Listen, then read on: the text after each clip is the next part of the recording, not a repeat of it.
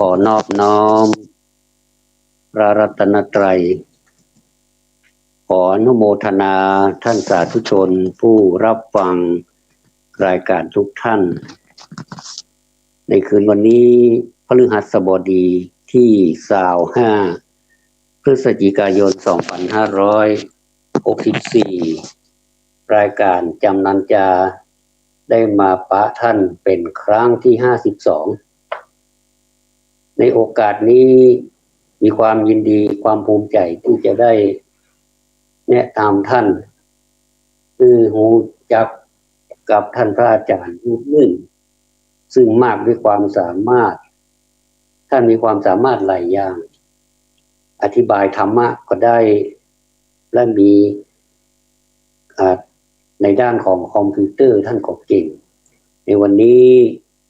ได้นิมนต์ท่านมาช่วยกันถึงเรื่องภาษาบ้านเฮาห้องภาษาท่านนั้นก็ได้อยู่ในสายนี้แล้วก็ขอเชิญท่านทั้งหลายได้พบปะกับท่านพระอาจารย์ขจรขันติสาโรแห่งวัดเจ็ดยอดพระอารามหลวงไหว้สาครับไหว้สาหลวงพ่อทวัฒน์ขอรับเจริญพรญาติโยมที่ฟังรายการอยู่ทุกท่านอาตมาพระกันชัยขันติสาโรวัดเจ็ดยอดวัดเดียวกับท่านหลวงพ่อพระอาจารย์ทวัฒน์นะครับ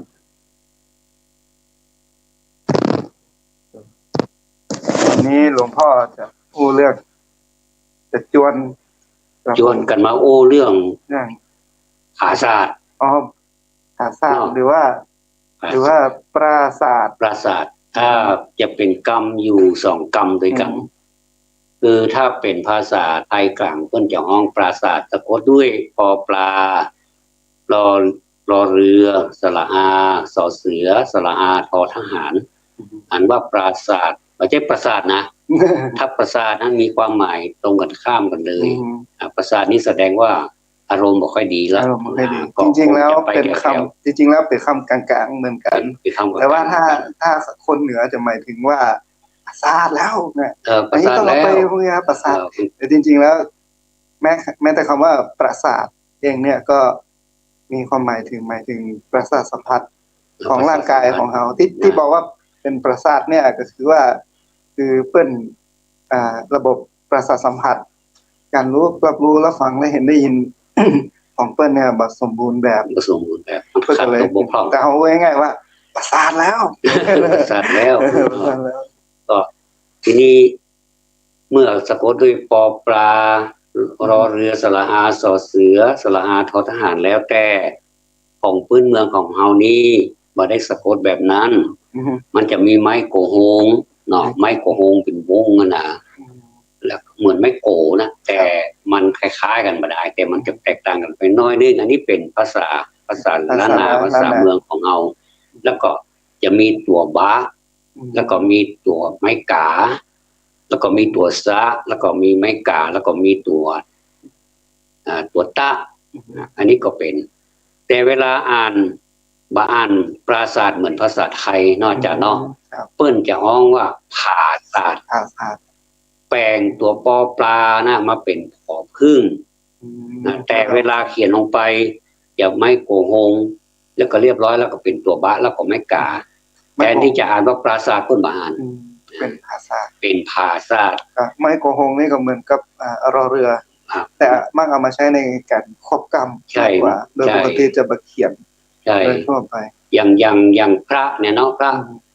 ถ้าเป็นภาษาไทยนี่พระพอพานรอเรือสระอานี่พระแต่ถ้าเป็นคนเมืองเฮามีไม้โกหงมีโกหงแล้วก็มีตัวปะอันนี้เป็นพระเลยโดยที่ว่าบ่ต้องมีสระอานี่คือความแตกต่างกันอันนี้เป็นวัฒนธรรมใช่แล้ววันนี้เฮาก็เลยมาถึงความหมายของปราสาทนิดหน่อยนึงว่าปราสาทนี่จริงๆแล้วปราสาทนี่เป็น ที่ประทับของพระเจ้าแผ่นดิน ใช่ นะในพระจานานุกรมนามนะ พระราชวัง เป็นพระราชวังเขาก็จะหันพระราชวังนี่เป็นยอดแหลมๆปราสาท จริงๆแล้วในพระราชวังเองเนี่ยโดยเฉพาะกรุงแม้แต่ชื่อของจังหวัดกรุงเทพมหานครเนี่ยก็จำลอง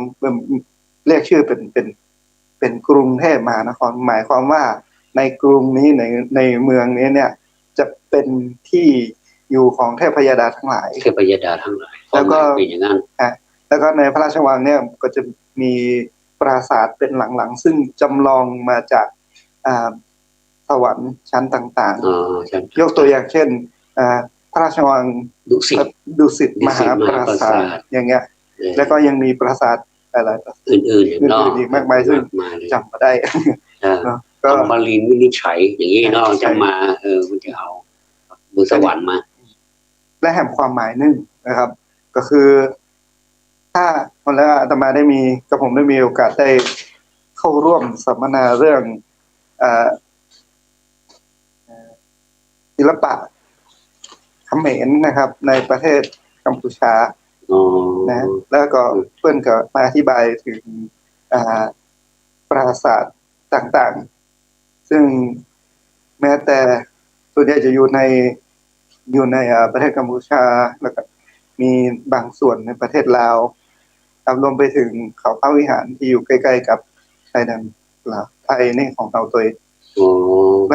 และแต่ละที่เนี่ยในเพื่อนความหมายของคำว่าปราสาทตัวนั้นเนี่ยจริงๆตอนแรกคิดว่าเป็นที่อยู่ของคนแต่อาจารย์ที่มาบรรยายเนี่ยนะฮะอาจารย์ม่อมเพื่อนบอกว่าคนมาสามารถอยู่ได้เวลาฝนตกมานี่คือน้ำรั่วอะไรต้องหลบฝนเลยทีเดียวคือเปิ้นสร้างขึ้นมานี่ไว้เป็นที่สำหรับบูชาเทพเจ้าหรือบรรพบุรุษครับผู้มีเกียรติเป็นพ่อใจเป็นแม่ยิงบุรพกษัตริย์ของนี่ครับจะสามารถอยู่ได้แต่ก็ของว่าปราสาทเหมือนกันตะกี้คือความหมายหนึ่งเนาะในพจนานุกรมก็คือที่ประทับของพระเจ้าแผ่นดินเป็นต้นทีนี้ก็เป็นที่สถิตของสิ่งศักดิ์สิทธิ์เป็นที่สถิตของสิ่งศักดิ์สิทธิ์ที่เคารพบูชาอย่างนี้เนาะเขาก็เลยดัดแปลงปราสาทนั้นนำมาทำเป็นปราสาทที่บรรจุคนที่ล่วงลับไปแล้วถ้าเป็นพระเถระหรือว่าเป็นพระภิกษุเพื่อจะใช้คำว่ามรณภาพที่มรณภาพไปแล้วเพื่อจะได้เป็นการเป็นห้องว่าอย่างก็เสริมเกียรติจัดพิธีบำเพ็ญกุศลศพคือเหมาะสมกับอันยศของเปิ้ลนี้เป็นต้นนะครับก็เลยเป็นที่มาของคำว่าปราสาทหรือปราสาททีนี้เราจะมาสนทนากันก็มีอนุสนธินะครับว่ามาจากเนื่องจากวัดเจ็ดยอดพระอารามหลวงได้สูญเสียพระเถระผู้ใหญ่ไปรูปหนึ่งซึ่งท่านก็คือพระครูกิติปริยัตยาธรสงฆ์กิติยาโนปรริยธรรม4ประโยคซึ่งเป็นอดีตผู้ช่วยเจ้าอาวาสวัดเจ็ดยอดพระอารามหลวงขณะนี้ตั้งศพบำเพ็ญกุศลหรือว่าออกเมนมาตั้งแต่เมื่อตะวานี้วันที่24พฤศจิกายนวันนี้เป็นวันที่2ของการออกเมนจะไปเสี่ยงสุดกันและก็ทำการพระราชทานเพลิงศพในวันที่28เดือนนี้เวลาบ่ายอันนี้ก็เลยเมื่อเข้ากับเหตุการณ์อย่างนี้ก็เลยขออนุญาตเอาเรื่องนี้มาอู้เฮาก็จะได้สนทนากันแลกเปลี่ยนความรู้กันได้ความรู้จากท่านจากหน้าตะกี้ว่าก็บ่เคยได้ยินว่าปราสาทนี้มีลายลวดลายต่างๆแล้วก็อยู่ในต่างประเทศตัวซึ่งประเทศไทยนี่แต่ก่อนกว้างขวางเนาะแผ่นดินกว้างใหญ่ไพศาลก็เราก็จะได้เริ่มต้นจากปราสาทยอดแหลมๆเอาเสาเอามานับแล้วเนาะเอานับละเอานับเอาพูดถึงความหมายของเขาว่าปราสาทนี่ นอกจากจะเอามาเสริมเกียรติท่านผู้วายชนหรือว่ามรณภาพแล้วเนี่ยยังบ่งถึงอะไรอย่างครับท่านบ่งถึงอะไรอย่างของคนเมืองเราถ้าคนเมืองมันแบบแค่ว่าตู้เจ้าพระเนนอย่างเดียวที่เป็นปราสาทนะถ้าเป็นตู้เจ้าพระเนนเนี่ยนอกจากจะเป็นปราสาทแหลมๆแล้วเนี่ยมันก็ยังมีปราสาทที่เป็นรูปนกฮัสดีลิงตัวเองมีบกไฟจ้างห้องตัวเองแต่ปราสาทอยู่บนนักนกหลังนกแม่หลังนกครับคือก็อย่างนกฮัสดีลิงเนี่ยก็เชื่อว่าเป็นสัตว์ป่าหิมพานต์เป็นสัตว์ที่ทรงพลังมากเป็นเจ้าแห่งนกต่างๆนี่นะฮะแล้วก็พระสงฆ์ทรงสมณศักดิ์รูปนั้นเนี่ยเป็นผู้มีบุญญาธิการเมื่อสิ้นชีพวัยชนไปแล้วเนี่ยนกฮัสดีลิงก็จะอัญเชิญพระศพไปไว้ในป่าหิมพานต์ที่เป็นดินแดนอันศักดิ์สิทธิ์นะครับแล้วก็สิ่งเหล่านี้ก็เลยสืบเรื่องต่อมาเพื่อที่จะบ่งบอกว่าในล้านนาประเทศเมื่อก่อนนี้ล้านนานี้เป็นประเทศหนึ่งกว้างใหญ่ไพศาลเหมือนกันพอสมควรในเชียงใหม่นี่รู้สึกถ้าจำมาพิรู้สึกว่าจะเป็นเมืองหลวงของประเทศล้านนาเนาะซึ่งก็ได้รับความเจริญมาจนถึงเต้าเดียวนี้ถ้าใครอู้ถึงเชียงใหม่ถึงแม้ว่าจะเป็นจังหวัดหนึ่งแต่ก่อนนี้เป็นห้องมณฑลเนาะมณฑลพายัพแสดงว่าใหญ่มีดินแดนกว้างขวางแล้วก็เมืองเชียงใหม่เนี่ยตั้งแต่เช่นผู้กษัตริย์มหาราชผู้เรืองอำนาจที่สุดเนี่ยก็คือพญาเจือกธรรมิกราชพญาเจือกเนี่ยตีไปไกลสุดเนี่ยจนถึงเมืองหงสาเมืองไกลมากเลยแล้วตีไปจนถึงเมืองแก้วเพราะว่าเมืองแก้วปะกันก็คือเมืองเวียดนามครับเมืองเวียดนามเพิ่นแล้วเพิ่นได้รับฉายาว่าธรรมิกราชมันจะมี2อย่างนะครับก็คือมหาราชกับธรรมิกราชธรรมิกราชก็เป็นผู้ที่นำเอาธรรมะไปเผยแพร่เนาะเพราะฉะนั้นราชาตั้งอยู่ในธรรมตั้งอยู่ในธรรมก็จะสังเกตเห็นว่าตัวเมืองล้านนาของเขาเนี่ยจะมีลักษณะเหมือนกับตัวธรรมใน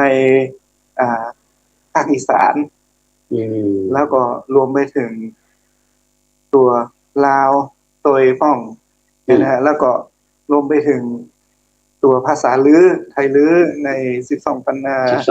เมืองเชียงรุ่งแล้วก็รวมไปถึงตัวไทยใหญ่นะครับในรัชฉานในเมืองเจียงตุงครับก็อันนี้ก็เป็นความเกรียงไกรของอาณาจักรล้านนาในอดีตการเนาะในอดีตการแต่ว่าเมื่อผ่านล่วงเลยเวลามาทุกอย่างก็เป็นอนิจจังทุกขังอนัตตาก็เปลี่ยนไปตามเวลาความเสื่อมแต่ว่าในความเสื่อมนั้นก็ยังมีความเจริญอยู่จนมาถึงปัจจุบันนี้ถ้าเพิ่นถามว่าสมมุติเราเดินทางไปกรุงเทพก็ดีต่างจังหวัดก็ดีถ้าเพิ่นถามว่ามาจากไหนสมัยแต่ก่อนโอ้จากเชียงใหม่บางแอวก็ต้อนรับขับสู้กันอย่างดีแต่วงเล็บสมัยนี้ถ้ามาจากเชียงใหม่หนาวละก็เพราะว่าเชียงใหม่ดังไปละแต่ก็เป็นยังเขาบอกว่าเขาก็ยังคงความเป็นคนเชียงใหม่อยู่ถ้าพ้นช่วงนี้ไปก็เป็นเรื่องนึงก็เป็นเรื่องนึงในช่วงนี้บัดใดบัดถ้าไปต้องไปน้อยใจสักอย่างบางทีเขาตั้งข้อสังเกตไว้ก็ได้ได้ข่าวว่ายอดพุ่งเลยมันยอดพุ่งติดต่อกันหลายวันติดต่อกันหลายวันแต่เฮาก็อยู่ได้เพราะอย่างเพราะหนึ่งเพิ่นเฮาว่ากวลิงกลาหารก็คือน้ำกำเข้าน้ำอย่างนี้ศรัทธาทั้งหลายใส่บาตรถ้าเฮาบ่มีบาตรก็เฮาก็บ่มีเครื่องมือที่จะไปศรัทธาใส่เดินไปทง บ่มีบาทอย่างเปิ้นก็บ่รู้จะใส่อย่างอันนี้เป็นเครื่องหมายอันนี้อู้ถึงบาทเนอะของพุทธนะแผ่บาทเป็นนะ เพราะว่า ก็ เป็นสิ่งที่น่าประทับใจมากและเป็นสิ่งที่น่าทึ่งมากในประเทศดินแดนแถบนี้นะครับ ว่าจะเป็นไทยลาวพม่าเขมรหรือแม้แต่บางส่วนของเวียดนามนะไปถึงลังกามันแน่ใจว่าอินเดียเป็นหรือไม่นะก็น่าจะมีอยู่อย่างครับ ได้ยินข่าวว่าพระพุทธศาสนาไปเจริญในอินเดียด้วยซ้ำแล้วก็ในทุกที่ที่มีพระพุทธศาสนาเจริญอยู่เนี่ย ครับ มันจะมีสิ่งหนึ่งที่บุคคลที่มาเหมือนไผนะก็คือเป็นคนที่นุ่งเหลืองห่มเหลืองหัวมดเนี่ยนะลักกรรมเนี่ยหม้อแปลกๆไป แล้วไปขอกินกับเจ้าบ้านเนี่ยปรากฏว่ามีแค่คนคือ ไปทางใดก็มีคนมีศรัทธามาน้อมด้วยความเคารพอันนี้เป็นสิ่งที่แปลกถ้าเราลองจินตนาการถึงสิ่งที่อยู่ในโลกยุคในโลกตะวันตกนะครับ ครับ และเขาคงจะมีความแปลกใจหลายคนผมเคยได้ฟังทัศนะนะมาถ้าเห็นพระในพระพุทธศาสนาไปบิณฑบาตเนี่ยเขาก็งงว่าคนเหล่านี้คือใครเนี่ยนะฮะอย่างต้องปรงผมอย่างต้องแต่งชุดอย่างเขาก็จะคงจะแย่งได้เราคงยังงงอ่ะงงแต่เป็นสิ่งที่น่าภาคภูมิใจว่าในแถบบ้านเฮาเนี่ยเขาแค่ถือบาตรไปบิณฑบาตไปทางไหนเพื่อจะใส่บาตรขึ้นนะครับนี่คือความเจริญรุ่งเรืองของพระพุทธศาสนาเนาะและก็เป็นสิ่งที่พระพุทธองค์และเหล่าสาวกทั้งหลายโบราณอาจารย์ทั้งหลายเนี่ยได้มอบไว้ให้กับเขาใช่ครับแล้วก็เขาก็เลยจะลวดโยงไปหาหลวงตาซึ่งที่พระครูกิตินี่นะครับว่าเมื่อสมัยเปิ้นหนุ่มๆเปิ้นก็จะบิณฑบาตอย่างเฮาเนี่ยนะก็บิณฑบาตพอชราภาพมานั่งๆนี้เดินบ่ไหวเตียวไปบ่ได้ละศรัทธาก็มาเอามาตั้งแถววัดเนี่ยดูแลก็อย่างดีพอสมควรทีนี้อู้ถึงว่าคุณงามความดีในส่วนอื่นของเปิ้นเนี่ยในการเผยแพร่นะเผยแพร่พระศาสนาครับสังเกตน้อยนึงนะโยมญาติโยมทั้งหลายท่านผู้ฟังก็คือถ้าเอาใจกับว่าเผยแพร่นี้ใจกับศาสนาพุทธศาสนาใช้คำว่าเผยแพร่แต่ถ้าเป็นทรัพย์ทางนอกราชการนอกเผยแพร่ข่าวสารข้อมูลประชาสัมพันธ์เผยแพร่คำว่าเผยแพร่นะครับก็เลยแตกต่างกันตรงนี้หลายท่านก็ถามก็เลยรวดเฉลยที่นี่เลยเนาะก็บอกต่อไปตัวก็จะเป็นบุญเนาะว่าอันอย่างมันคืออันอย่างมันคือคำเดียวกันมันเป็นคำเดียวกันแต่ว่าใช้กับพระพุทธศาสนาใช้กับพุทธศาสนาใช้คำว่าเผยแพร่ใช้คำราชการหรือว่าตั้งนอกนี่คือคำว่าเผยแพร่แต่ความหมายเหมือนกันต่างกันโดยพยัญชนะนะแต่ว่าความหมายโดยอัดก็คือเหมือนกันเนาะทีนี้เปิ้นก็เผยแพร่เท่าที่ได้รับข้อมูลมานี่เนาะข้อมูลดิบเดี๋ยวนี้สุกละเพราะว่าไปสืบไปนี่มาก็เลยมาต้มเรียบร้อยแล้วก็สุกละก็เลยเอามาเผยแพร่ได้ว่าในสมัยก่อนหลวงพ่อส่งนี่นะบางท่านเพิ่นฮ้องว่าหลวงพ่อประสงค์ความจริงส่งตัวเดียวท่านส่งตัวเดียวสอเสืององูคอควายกลันสงนะเขียวอุษาซึ่งท่านเป็นคนที่ไหนมหาสารคามเนาะเป็นคนมหาสารคามซึ่งเขาก็ต้องแสดงความยินดีกับพี่น้องชาวอีสานนะส่วนมากถ้าผมจะปราโลกกับคนอีสานนี้เพิ่นจะมีความแข็งแรงอยู่ในตัวของเพิ่นเพราะว่าเป็นอย่างกบงูทำให้เพิ่นแข็งแรงอันนี้เราบอกอู้ถึงแล้วเนาะแต่ว่าโดยธรรมชาติของคนอีสานในตะวันออกเฉียงเหนือเนี่ย100 นี่จะสักเปอร์เซ็นต์ก็บ่มีก็หาที่ว่าอ่อนแอเนี่ยบอกว่าจะเป็นแม่ยิงบอกว่าจะเป็นพ่อใจหลวงพ่อมหาสงฆ์นี่ก็เหมือนกันมีความเด็ดเดียวที่จากบ้านมหาสารคามมาด้านโน้นมาถึงเชียงใหม่นี่แสดงว่าใจความอุตสาหะมันหลายร้อยกิโลนะท่านเนาะ ยิ่งสมัยตะกอน ยิ่งสมัยตะกอนนี่มาอย่างใดเนี่ยแล้วก็เอาไปเอามากลับกลายเป็นโคนเนื้ออย่างใหม่ไปเหียกู้ภาษาเมืองของเฮานี่แหลมแรกนะและเปิ้นก็คุณลักษณะพิเศษของหลวงพ่อนี่เปิ้นก็คือบ่ฮู้นะตอนตะก่อนนี่เปิ้นเดี๋ยวก็นอกจากเป็นยังตอนนั้นที่เปิ้นหนุ่มๆเปิ้นเป็นครูสอนบาลีอยู่ที่วัดพระสิงห์ชื่อโรงเรียนธรรมราชศึกษาซึ่งลูกศิษย์ลูกหาก็มีนักลูกศิษย์ลูกหานี่ได้ดีหรือพ่อครูก่อนพ่อครูปรริญญา4ปรริญญาธรรม4ประโยคแต่ว่าปรริญญาธรรม4ประโยคของเปิ้นนี้มีความสามารถที่สอนให้คนไปไกลถึง9ประโยคหรือว่าสูงกว่าว่าเด้อเนาะไปได้ดีก็มีตำแหน่งหน้าที่จะนักที่มีชื่อเสียงค่อนข้างดังเพราะว่าวันก่อนผมมีโอกาสได้ไปถ่ายรูปขบวนที่เปิ้นเคลื่อนออกจากวัดไปยังบริเวณที่ตั้งศพปัจจุบันนี้เนาะมันมีรถตำรวจรถตำรวจที่นำขบวนนั่นนะเพื่อนก็กล่าวขานว่าตัวลุงนี่น่าคุ้นๆเหมือนเคยจะหันว่าเป็นครูสอนอยู่ที่โรงเรียนธรรมราชศึกษาวัดพระสิงห์อาตมาก็บอกว่าแม่นละท่านเคยสอนบาลีอยู่ที่วัดพระสิงห์ที่เนาะอยู่หลายปีแสดงว่ามีชื่อเสียงขนาดว่าตำรวจยังรู้จักได้ข่าวจากลูกศิษย์ลูกหาเพิ่นมาโจกันเนาะโจตนามาโจตนากันว่าเมื่อก่อนหลวงบางทีเพิ่นก็ห้องหลวงปู่บางคนเพิ่นก็ห้องหลวงตาหลวงพ่อกันแล้วกันก็แล้วแต่จะห้องเนาะแต่ว่าความหมายก็คือพระครูกิตินะอันเพิ่นบอกว่าหลวงพ่อเนี่ยเมื่อหนุ่มๆนี้เนียบขนาดอีหลอกพุทโธเรื่องนี่เห็นภาษาบาลีนี่พุทโธสุดยอดอีหลอกอ่ะเพราะว่าลูกศิษย์ลูกหาก็นับเนาะเขาก็เลยเป็นว่าเฮาบ่ฮู้นะเพราะเฮาเกิดมาหลุมแล้วเฮากล้ามาฮู้นี่เฮาก็พลอยยินดีอนุโมทนากับเปิ้นอันนี้ก็เลยเป็นที่มาว่าเฮาเอาเกียรติคุณของเปิ้นมาเผยแพร่คือพี่น้องศรัทธาได้ฟังกันทั่วประเทศถือว่าเป็นบุคลากรครับที่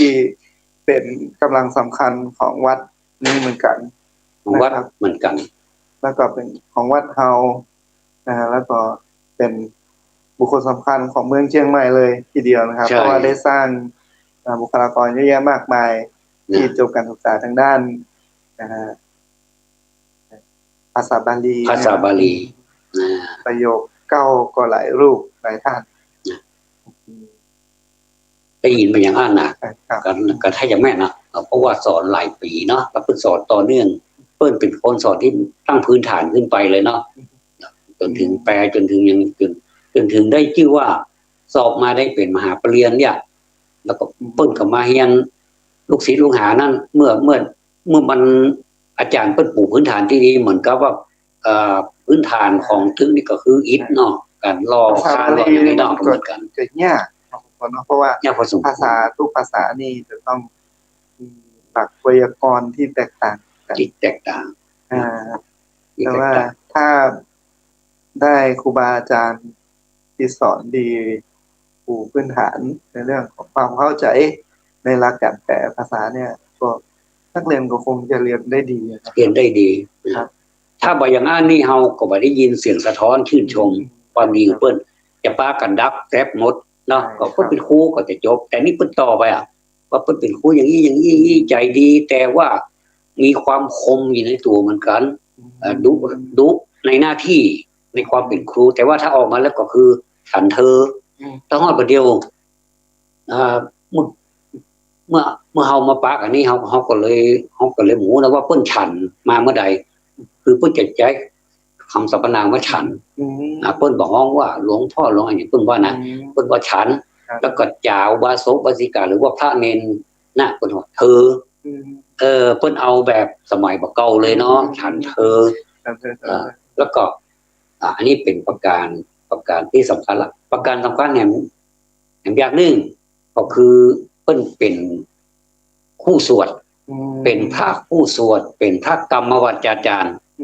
ก็คือเป็นแม่นมเป็นแม่นมรองมาจากอุปชาใช่ใน ในการบวชพระเนี่ยการบวชพระนะพระผู้บวชเนี่ยจะต้องอยู่ใน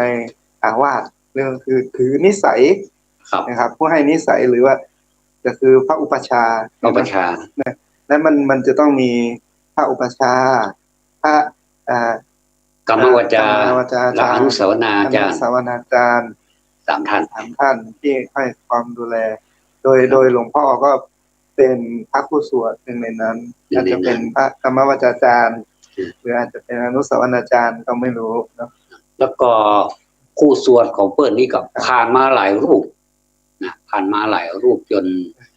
เขารู้จักมหาสงฆ์เป็นพระผู้สวดที่อยู่ยาวนานบอกว่ากี่รุ่นต่อกี่รุ่นเนาะพระผู้สวดนี่เปลี่ยนหน้าไปเรื่อยๆนะเปลี่ยนหน้าก็คือท่านยังอยู่เหมือนเดิมถ้าเป็นนักมวยนี่ก็ถ้าเป็นรุ่นอย่างไอ้รุ่นใหญ่นะเฮฟวีเวทก็คลองแขนไปตลอดกาลจนท่านจากไปอันนี้ก็คือมาได้แขวนนวมแต่ว่าธรรมชาติแขวนฮื้อนอกก็คือความตายแขวนฮื้อแขวนนวมอย่างตอนนี้ท่านพระครูได้แขวนนวมไปเรียบร้อยแล้วแล้วก็ละสังขารไปโดยการดูแลจากลูกศิษย์ลูกหาคือความอาศัยความกตัญญูกตเวทีทั้งในวัดนี้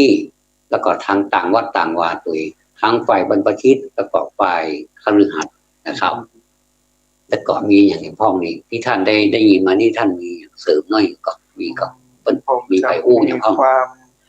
รู้ความเข้าใจเกี่ยวกับหลวงพ่อเนี่ยน้อยมากดีมากเนาะผมเข้ามาบวชเนี่ยเนาะผมต้องไป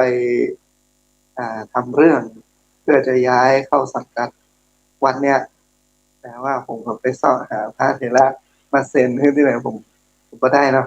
ผมก็เกิดพอดีผมผ่านไปที่กุฏิท่านพอดีผมก็เลยไปขอท่านเซ็นให้ผมว่าท่านก็เซ็นให้เรียบร้อยไปรับรองว่าพระขจรจะย้ายมาอยู่วัดเจ็ดยอดอย่างนั้นอันนี้ก็คือสิ่งที่แต่มีพระอีกรูปหนึ่งที่เห็นว่าคุยสนทนากับท่านยอกล้อกันได้เป็นอย่างดีนะก็คือถ้าอาจารย์เพชรท่านจะคุยกันน้อยนะคือเนี่ยเนื่องจากว่าตอนช่วงที่อยู่กันเนี่ยนะเป็นช่วงที่ท่านมีวัยห่างไกลจากพระรูปอื่นค่อนข้างเยอะเพราะนั้นก็จะมีคนน้อยคนมากที่ไปสนิทสนมกับท่านนะก็เป็นสิ่งที่ได้ดูสุขานนี่ในหนึ่งแต่เห็นพระอาจารย์เพชรเนี่ยก็ไปคุยท่านไปต่างๆนั่นนะก็แล้วเกียรติคุณต่อมาก็คือท่านจะเป็นผู้นำการทำวัดทำวัด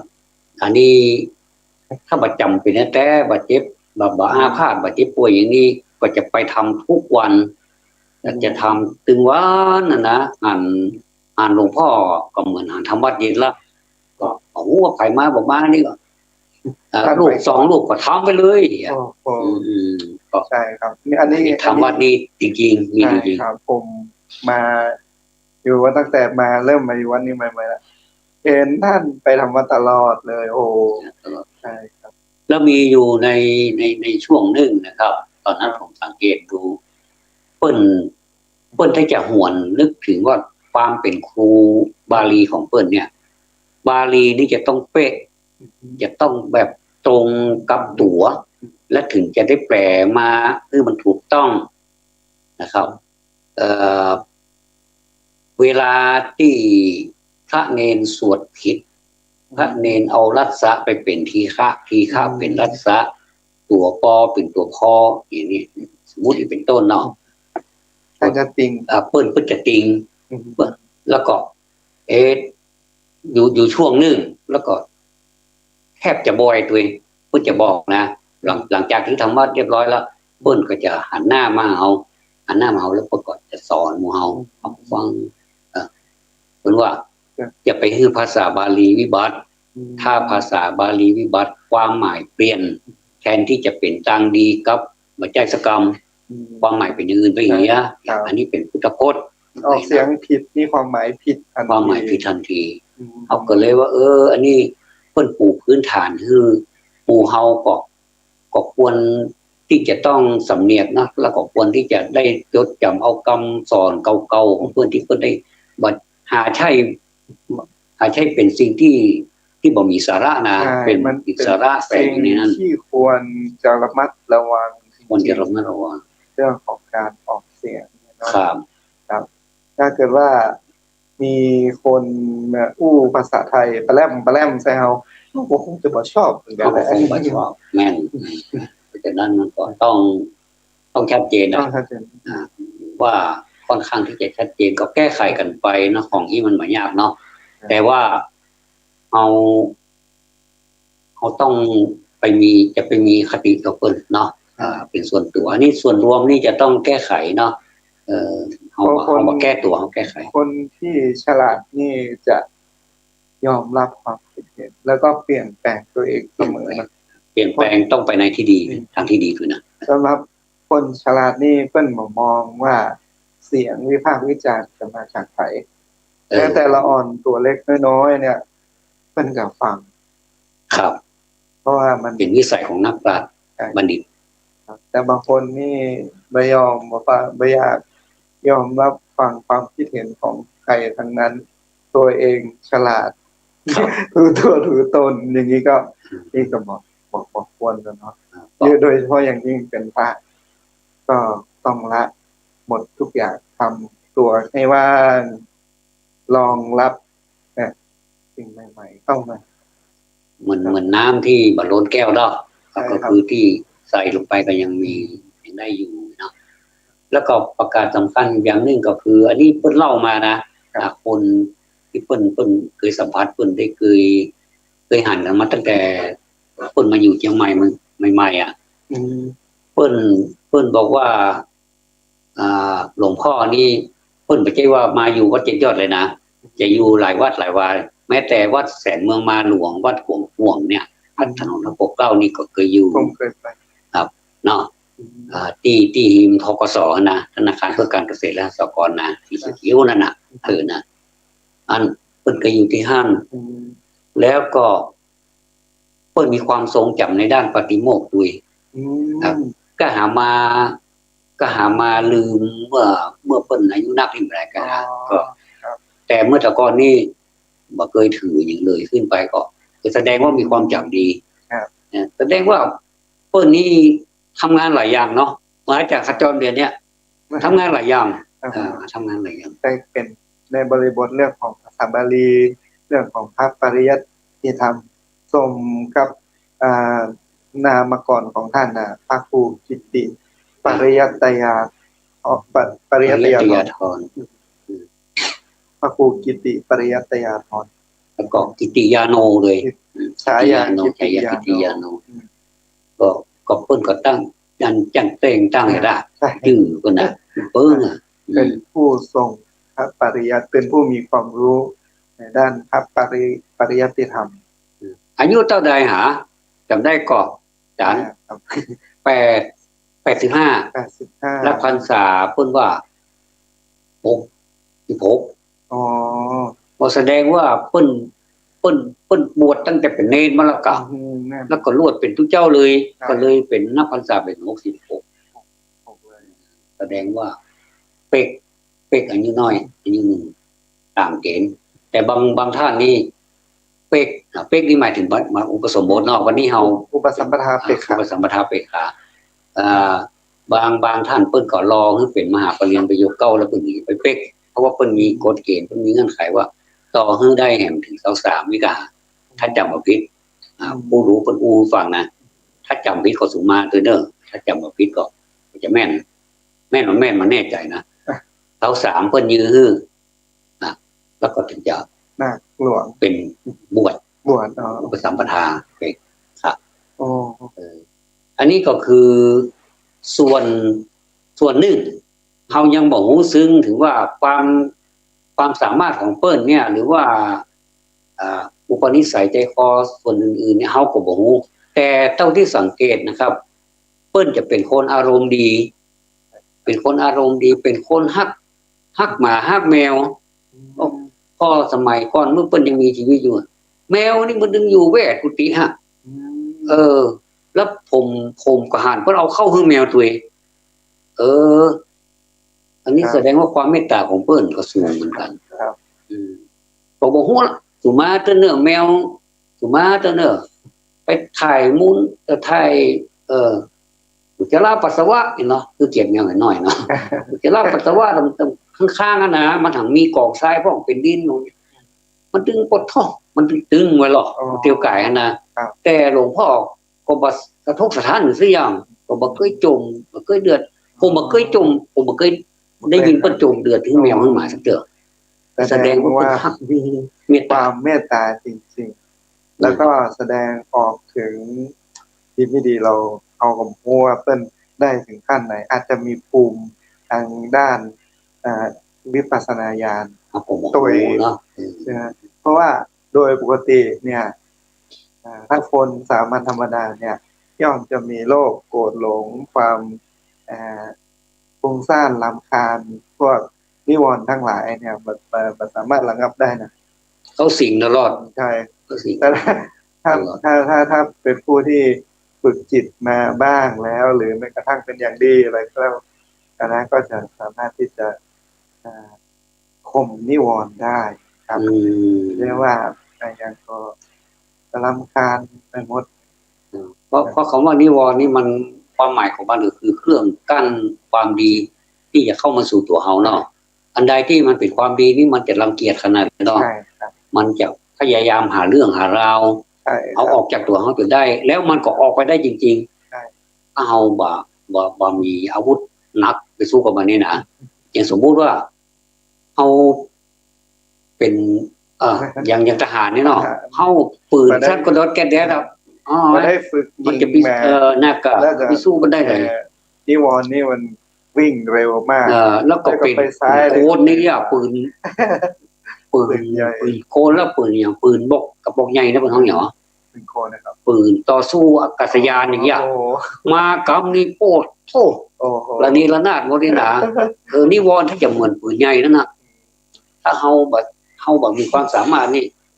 เขาเหมือนได้เหมือนหนังนะท่านอาจารย์หนังนี่ขนาดปืนใหญ่มามันก็ฆ่าปืนใหญ่ได้อันนี้มันหนังถ้าเขาจะเปรียบไปเอาเป็นพระเอกในหนังนั้นดีกว่าก็คือหมายความว่าฆ่านิวรณ์ได้อันนี้จะมีธรรมะแทรกเข้าไปเลยเนาะใช่ครับเพราะในเขาก็อู้ถึงเกียรติคุณของหลวงพ่อพระครูกิตติปริยัตยธรแล้วเนี่ยก็คงเฮาหมู่เป็นลูกหลานนี่เนาะก็ถือว่าเป็นลูกหลานของเพิ่นเนาะเพราะว่า85นี่ถือว่าเป็นลูกเป็นหลานบางท่านก็ห้องหลวงตาบางห้องท่านหลวงพ่อหลวงปู่หลวงพ่อก็ว่ากันไปเขาก็คงจะจำไปแห่งมือเป็นปฏิปทาแต่คนเฮาเกิดมาท่านอาจารย์มันย่อมจะมีความผิดพลาดเป็นธรรมดาส่วนนั้นเฮาบอกมองเฮาบอกพออย่างท่านพุทธทาสอาจารย์ก็ไปอยู่กับวัดฐานน้ำไหลวัดนอกความสอนของหลวงพ่อนะใช่ครับเพิ่นบ่คือพอความบดีนะแต่เพิ่นพอความดีอย่างเดียวมันมีคำก่อนบอกว่าที่บอกว่าอย่าเอาไอ้ความชั่วจะไปลวกเขาเลยนะแค่นั้นนะท่านก็ฝ่ายเอานั่นน่ะจำได้ก็มาได้อ่ะผมก็ตะก้อนก็เหมือนจับได้นะเดียวนี้สัญญาใช่สัญญามันหมดไปนั่นแหละมันไม่ได้ทวนเหมือนหนึ่งยุงมีดีที่เร็วผลนะแล้วก็ไปเที่ยวหานวดอย่างนั้นเที่ยวหานวดเตาอย่างนั้นศูนย์เปล่าเลยนะให้เคยทำส่วนดีมีคุณจริงมีแต่คุณเนี่ยมีคุณจริงอ่ะจริงเนี่ยประมาณเนี้ยเนาะญาติโยมท่านฟังต่อไปต่อคนอื่นเลยเนาะก็แบ่งกันกับแบ่งกันต่อกันไปค่ะเขาจะได้ฝึกสัญญาความจำได้หมายรู้มันเป็นอนิจจังเป็นอนิจจังเอาของมูกันนับถึงกันว่าอนิจจังทุกขังอนัตตาเนาะโดยเฉพาะอันนี้ส่วนนี้เป็นอนิจจังในเมื่อเขาจำมาได้ก็เป็นตู้แข็ง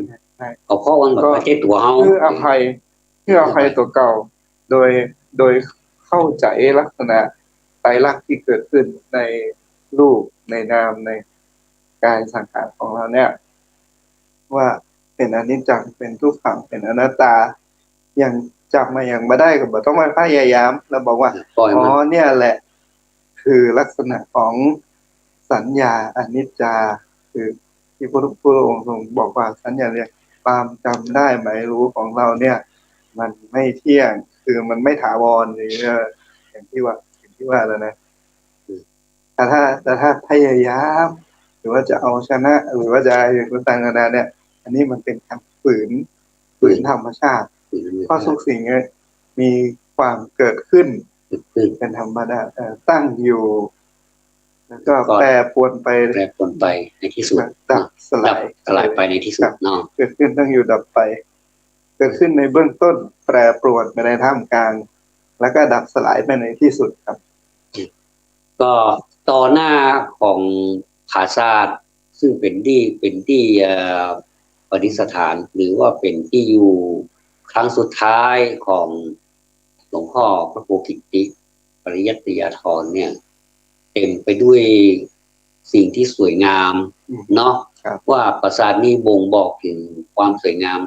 เพราะฉะนั้นนี่ผู้พูดก็มีความคิดอยู่อย่างหนึ่งว่าความสวยงามทางนอกเนี่ยเรามองได้สายตาเนื้อของเราได้แต่ความสวยงามทางในเนี่ยเราก็สามารถที่จะมองได้นอกจากจะซื้อกันทางภายในแต่เราพอจะมองได้สองอย่างก็คือกายกับวาจาแต่ส่วนใจบ่งูถ้ากายวาจานี่อู้ออกมาดีมืออภัยมีเมตตากรุณาอันนี้พอประเมินหรือว่าประมาณได้ว่าน่าจะเป็นคนที่ดีไว้ก่อนแล้วแต่ถ้าบ่อย่างอัน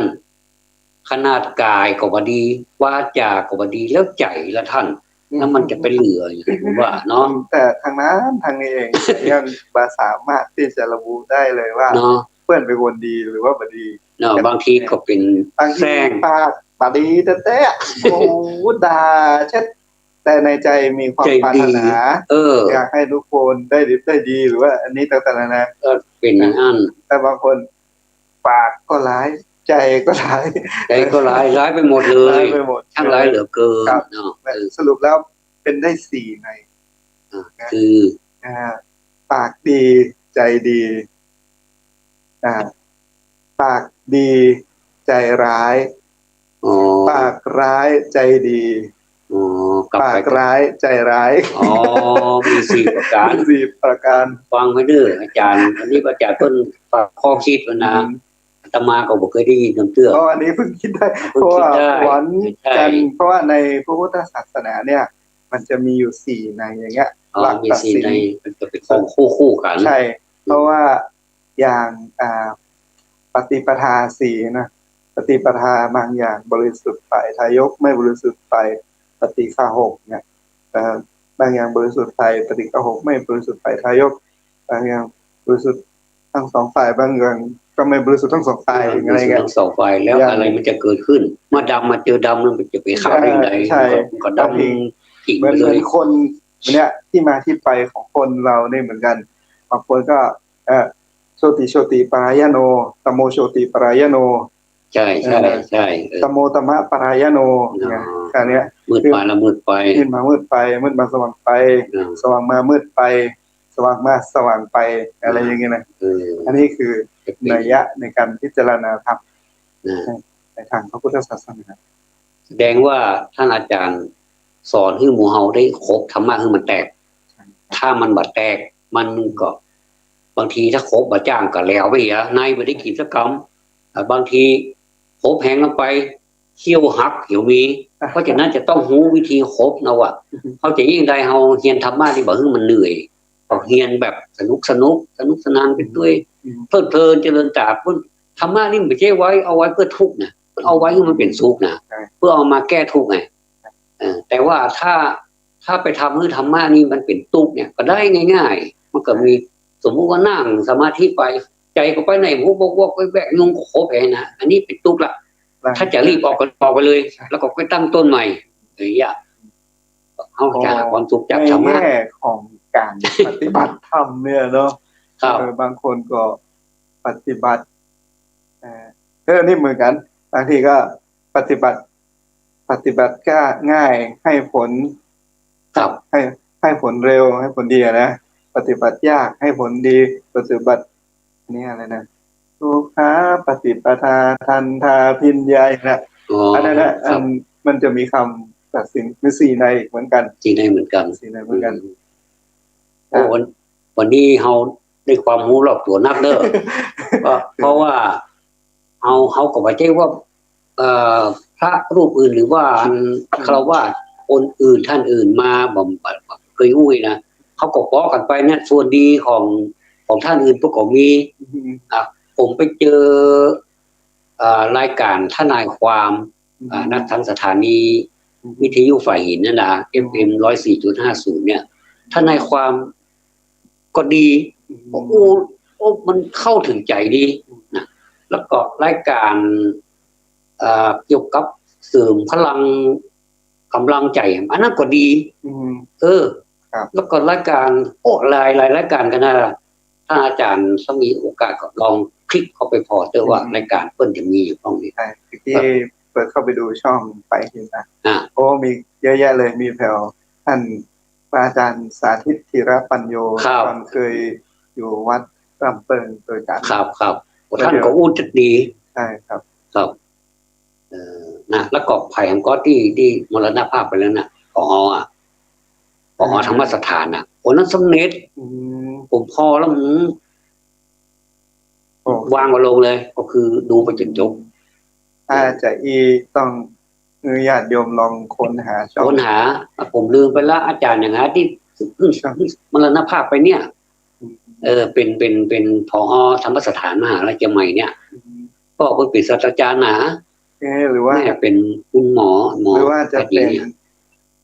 ป็นพระหรือเป็นโยมเป็นพระนะนามสกุลภาวิไลก็ใช่ท่านมรณภาพแล้วกันท่านมรณภาพแล้วมรณภาพที่กรุงเทพท่านมีญาติเป็นดาราตลกภาวิไลชื่อเสียงดังมากชื่ออรุณตัวท่านมีชื่อว่าพระภัสกรภัสกรขอบคุณที่ฟื้นความจำขอบคุณมากนี่ดีนี่ท่านเก่งฟิสิกส์ครับท่านใช้หลักฟิสิกส์มาตีโจทย์อภิธรรมไปด้วยกันได้เลยแล้วก็สามารถใช้หลักฟิสิกส์เนี่ยอธิบายอภิธรรมธรรมะของพระเจ้าและอธิบายที่มันยากๆให้มันกลายเป็นง่ายนี่ก็คือความฉลาดได้เป็นอย่างดีเลยและในอนาคตการเนี่ยจะมีการรื้อฟื้นหลักที่ทำหลักฟิสิกส์ควอนตัมที่มันมีความดิ้นไปดิ้นมาเนี่ยนะมันไม่ใช่วิทยาศาสตร์ธรรมดามันเป็นอะไรที่มันแปลกประหลาดมากแต่ดูเหมือนว่าอภิธรรมหรือหลักธรรมในพุทธศาสนาจะสามารถอธิบายหลักนี้ได้เนาะก็ไม่รู้เราติดตามดูต่อไปควอนตัมฟิสิกส์ซึ่งควอนตัมเดี๋ยวนี้เริ่มจะมีดังมาคนก็ยังได้ตื่นกันเนาะทางโลกเลยก็เป็นเรื่องของอนิจจังอะมั้งเมื่อสิ่งเก่าๆนี่มันก็พัดเหมือนกับใบไม้มันผัดใบใช่ครับมันจะเหมือนนี้ครับตุลุงปิดตุลุงเคยได้ยินคนที่หลงเข้าไปในเมืองลับแลป่ะเคยได้ยินเขาบอกว่าอยู่แค่บางคนก็อยู่แค่7 วันก็ได้บางคนมีลูกมีเมียอยู่ในนั้นปีเดียวก็ได้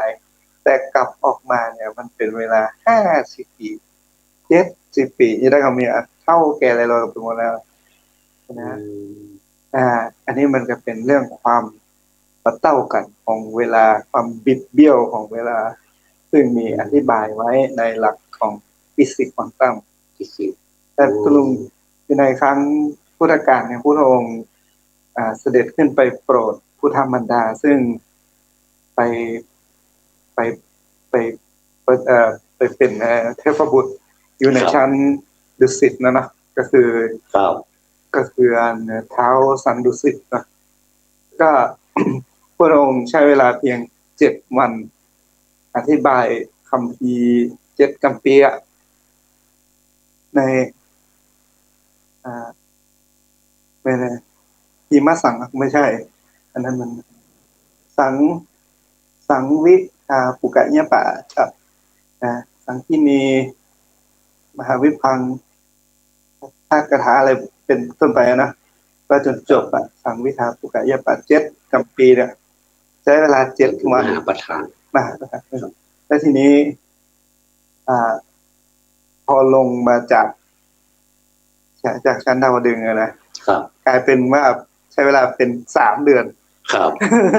3 เดือนเลยทีเดียว3 เดือนก็ขึ้นไปก่อนเข้าพรรษานะลงมาก็ออกพรรษาพอดีหมายความว่า7 วันในดุสิตชั้นดุสิตนะเป็น3 เดือนในเมืองมนุษย์คิดดูอันนี้ก็เป็นเรื่องของการบิดเบี้ยวของเวลาเหมือนกันซึ่งมีอธิบายไว้ในหลักอะไรนะหลักฟิสิกส์ควอนตัมครับซึ่งในหลักฟิสิกส์ควอนตัมที่นักวิทยาศาสตร์บังเอิญไปเจอบังเอิญไปอันนี้เนี่ยจะเจอก็ไม่เจอจะใช่ตรงใช่ไม่ใช่อะไรเนี่ยแต่ในทางพุทธศาสนาเนี่ยหรือว่าหลักคำสอนต่างๆเนี่ยเรามีมานานละแต่ว่าเราไม่ได้เนื่องจากว่ามันไม่ใช่หลักคำสอนที่มานำมาใช้ในชีวิตประจำวันอะไรอย่างเงี้ยที่เป็นจริงๆจังๆเนาะก็เลยไม่ได้มีกล่าวไว้แต่ถ้าเกิดว่ามันเป็นวิชาพูดจริงๆผมคิดว่าศาสตร์เหล่านี้พระเจ้าเองน่าจะเข้าใจเป็นอย่างดีแหละแต่อาจจะบัดได้ใจหรืออาจเพราะว่าท่านมีนักตั้งสยานเนาะท่านอาจจะคงจะเข้าใจคงจะพูดอะไรว่าสิ่งนี้เรียกว่าฟิสิกส์ควอนตัมอะไรเงี้ยเนาะแต่ว่าการที่จะเอามาอธิบายให้คนทั่วไปฟังถ้าคงมาทำแน่นอนเพราะว่าพระพุทธเจ้าท่านเลือกตรัสในสิ่งที่มันพ้นทุกข์สิ่งเหล่านี้มันบอกพ้นทุกข์มันยังอยู่ในวัฏฏะอยู่คือก้าวล่วงก้าวพ้นไปเลยข้ามไปเลยใช่ครับก็เลยความจริง45 ปีนี่บอกพอนะถ้าจะอู้ถึงพวกนี้ตัวนะท่านจะต้องมีอายุเป็นพันปีขึ้นไปก่อนถึงจะอู้ได้เพราะมันต้องใช้เวลาอันนี้ขนาดธรรมะนี่คนยังบ่ทั่วถึงเลยก็จะเอาฟิสิกส์ควอนตัมมาอย่างนี้คงจะบ่ไหวเนาะแสดงว่าโอ้ท่านปรีชาครับปรีชาสามารถมากเลยนี่กู้กันไปก่อนมาก็แทรกไปโดยเวลาขนาดนี้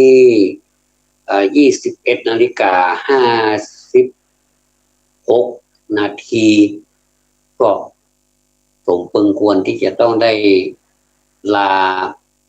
ท่านผู้ฟังไปก่อนสำหรับรายการจำนันจาในส่วนนี้ปะกันทั้ง2 วันก็คือวันพุธเวลา 9 นาฬิกาถึง 10 นาฬิกาแล้วก็วันพัดเวลา 9 นาฬิกาถึง 10 นาฬิกาแล้วก็มีแหมชั่วโมงนึงก็คือชั่วโมงเนี้ยที่มันผ่านไปเมื่อยกเนี้ยก็คือเวลา 21 นาฬิกาก็คือ 3 ทุ่มถึง 22 นาฬิกาก็คือ 4 ทุ่มบัดนี้ได้เวลาอันเป็นมงคลแล้วก็จะได้ล่ำลาก่อนที่จะล่ำลาท่านผู้ฟังผู้สนใจในธรรมทั้งหลายก็ต้องขอกราบขอบพระคุณท่านพระครูสมุวิศวัตรวรจิตโยผู้อำนวยการสถานีวิทยุ 104.50 เมกะเฮิรตซ์ที่ได้มีความเมตตาเอื้อเฟื้อเผื่อแผ่ได้คือเวลากับผมกับพร้อมทั้งพระอาจารย์กจรชันติสาโรในส่วนหนึ่งส่วนเสี้ยวส่วนเดียวเท่านั้นที่เราได้อู้ถึงเกียรติประวัติของท่านพระครูกิตติปริยัตยาธรอดีตผู้ช่วยเจ้าอาวาสวัดเจ็ดยอดพระอารามหลวงซึ่งจะได้รับพระราชทานเพลิงศพในวันที่28 เดือนนี้ก็ขอกราบขอบพระคุณท่านพระครูวิศวัตรเป็นอย่างสูงต่อจากนี้ไปเราก็จะดำเนินรายการแห่งส่วนหนึ่งหลังจากวางจากนี้แล้วข อความสุขความเจริญจงมีแด่ท่านผู้ฟังทุกท่านเจริญพร